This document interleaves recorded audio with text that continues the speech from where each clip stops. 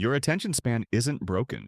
It has been trained to expect something new every few seconds. Every swipe, notification, and short video teaches your brain the same lesson.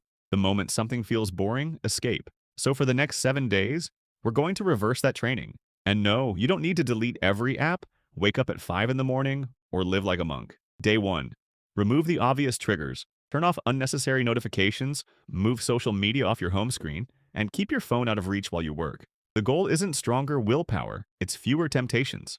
Day 2. Practice 10 minutes of boredom. No music, no scrolling, no multitasking. Just sit, walk, or eat without distracting yourself. It will probably feel uncomfortable. That discomfort is the workout. Days 3 and 4, train single task focus. Set a timer for 20 minutes and do one thing only. Read, study, write, exercise.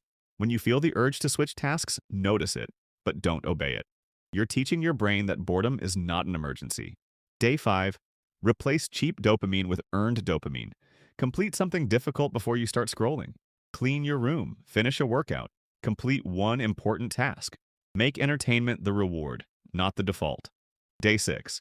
Create one phone-free hour. Leave your phone in another room and choose something that requires your full attention. You might feel restless at first.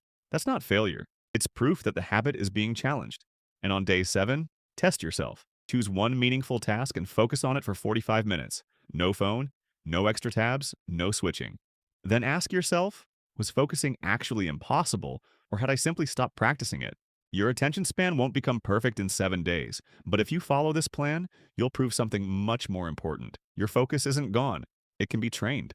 Start with day 1 today.